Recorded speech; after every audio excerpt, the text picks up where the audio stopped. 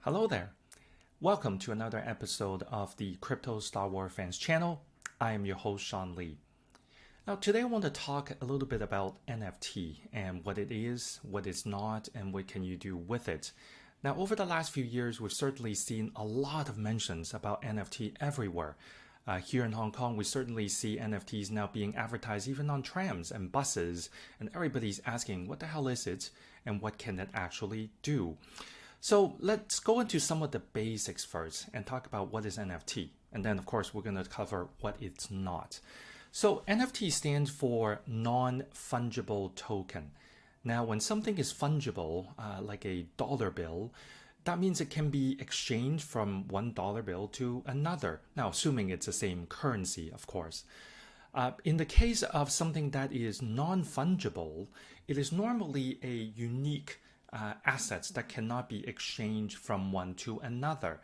So in the case of an NFT, you can't exchange one NFT for another NFT because both of them would have some different perceived value. So think about NFT more as a unique piece of item, unique, one-of-a-kind item. Now, so in the broader sense, a NFT is a digital asset that is verifiable on the blockchain technology, which creates a digital trail that tracks kind of ownership and between sellers and buyers and everything, every transaction that happens after that. So it's a ledger that records exactly what it is happening with that NFT. This concept has some comparables in the physical world as well. Think about a unique piece of assets such as a collectible, a piece of art with a certificate of ownership that talks to its authenticity, and then usually a database normally managed by a trusted third party that shows that it is you that own that piece of art and nobody else, right? So it shows that you are the one that owns it, but the trusted third party is the one that keeps that record on the database so that then other people can actually verify it. The difference is that in the digital world and on a blockchain, you don't really need that trusted third party anymore because the blockchain kind of records that transaction by itself, right?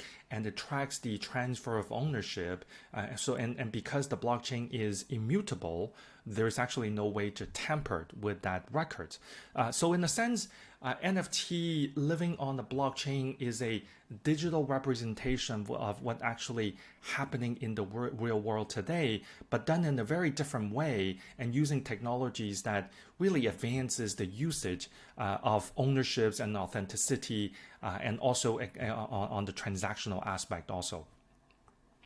Now, it is also very, very important to talk about what it is not, right? Because there's so much misconceptions out there about NFTs. So remember, owning an NFT does not mean you own the underlying asset, whether it is digital or physical. Okay, it does not mean it.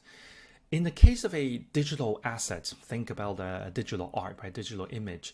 It merely represents a token that holds a key that gives you access to where the image is stored on the blockchain, right? That's all it is.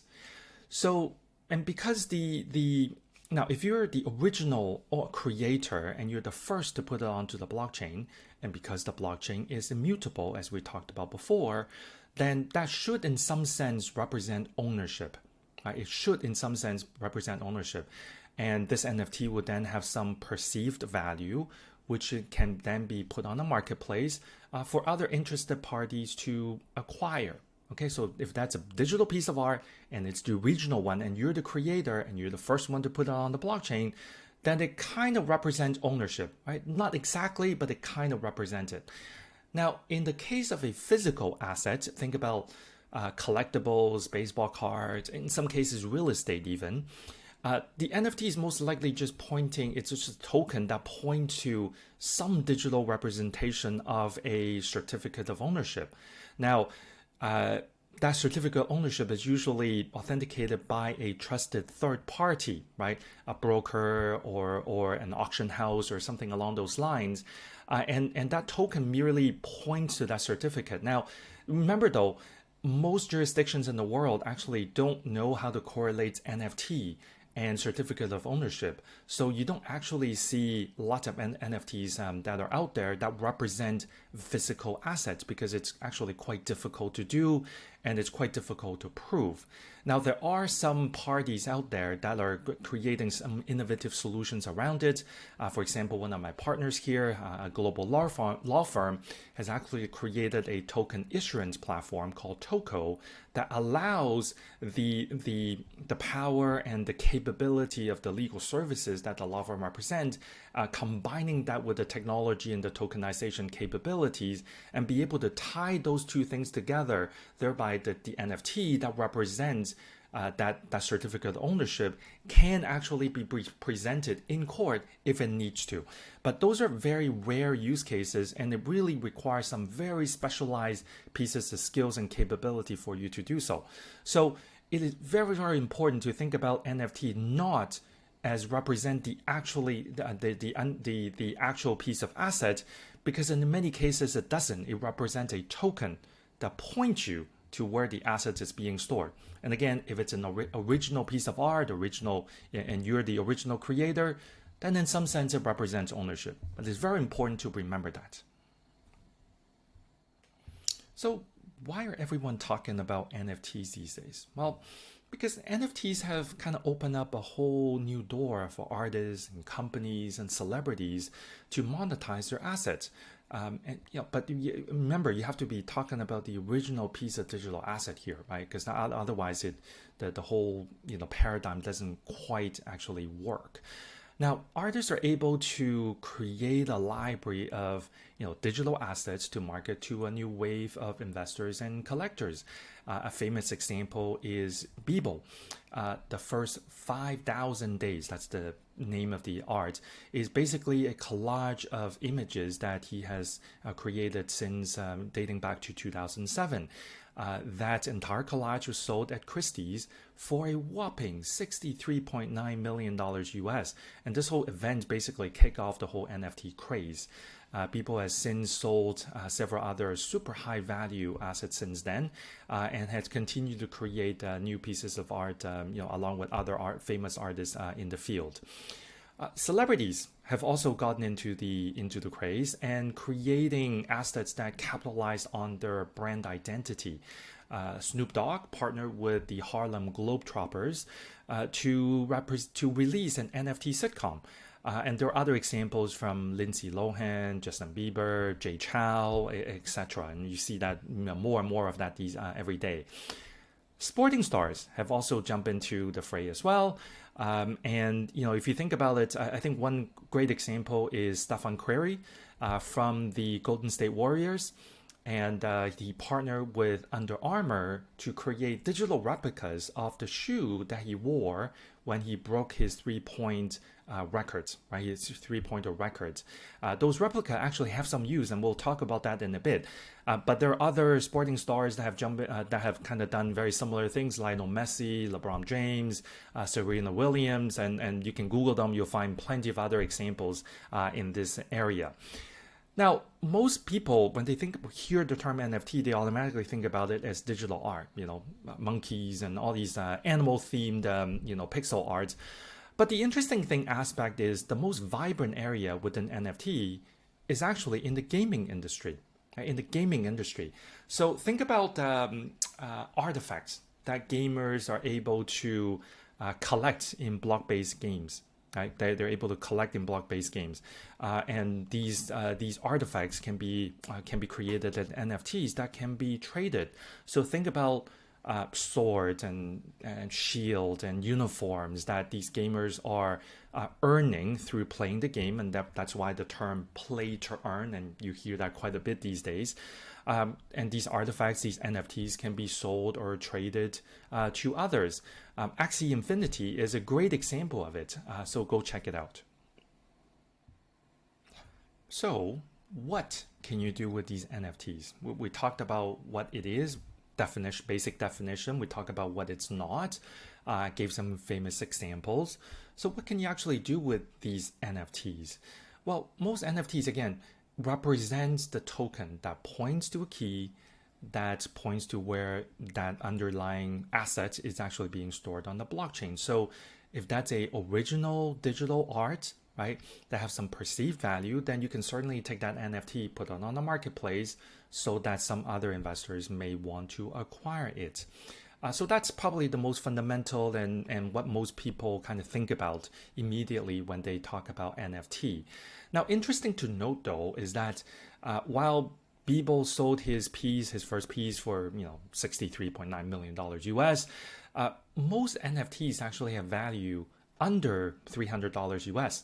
And many actually aren't sold or traded at all, right? So there's some striking parallel between kind of this whole new phenomenon, this digital art, digital asset ways through an NFT and physical world. They're actually not all that different. It does open the door.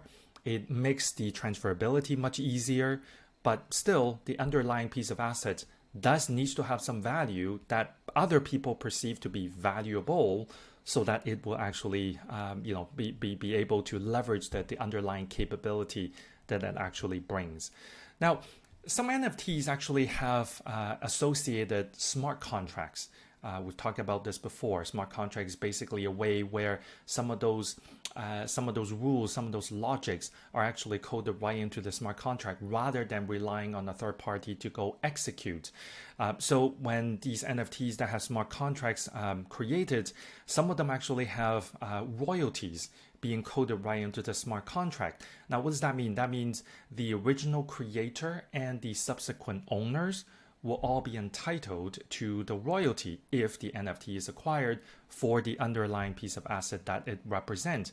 So this is certainly applicable to digital art, photography. So the creator will always get something, right? Even after the original ownership has been transferred. So that is certainly very applicable, and it does open up many new possibilities for creators, to leverage the NFT technology.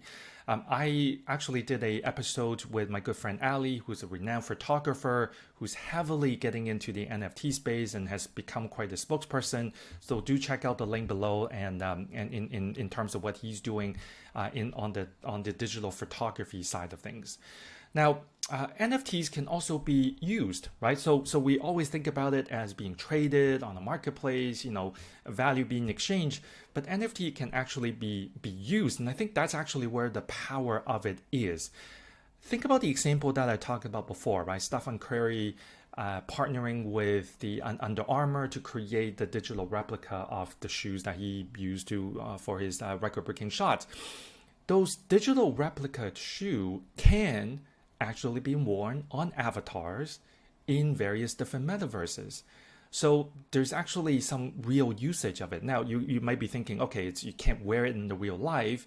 Well, if you want to wear it in the real life, you got to go buy, limited edition of that shoe model, right? But the digital replica can be actually used in an avatar. So what that really means is, if you think about people that actually enjoy the athlete, the record-breaking shot, and because the digital replica is also limited, it certainly carries some perceived value and will certainly be quite sought after by some that are following the sport and also consider it to be a valuable piece of asset to own. So NFT can actually be used. May not be used in a way that we typically think about in the physical world, but increasingly in the digital world, in the metaverse, these assets can certainly be used in that sense. That's why some people are calling this kind of the creator economy, right? That the creator, the original owner of that, the original creator of that asset, creating the NFT and now creating a whole value chain of economic activities that goes along with it. So it's a creator economy, rather than the platform economy that we have experienced over the last 10, 15, 20 years.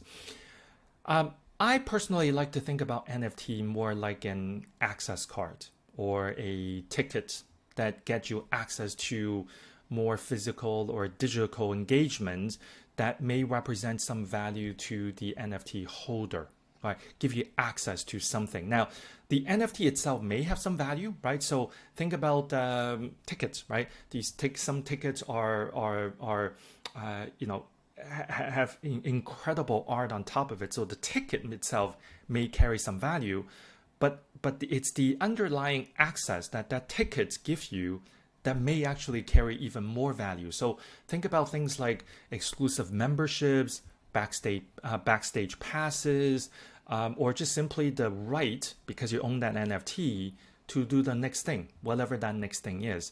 So think about, I like to think about NFT merely as ownership. So if you just think about the NFT merely as ownership of the asset, and the value is all captured within the asset itself, I don't actually think you're doing justice to the underlying technology and what this whole creator economy is really representing. A better way to think about NFT is that it is about owning access to something that may lead to another thing altogether. It may sound very abstract, but as more use cases, more examples are popping up around the world, I think we're going to see many more very interesting kind of stories and narratives around what NFTs can be used in things that are small, but in some cases could be things that are very, very large and potentially transformational. Until then, we'll talk about NFT maybe some more in the next episode, bring out more use cases around the world that we're seeing. And until then, we'll see you on the next episode. Thank you.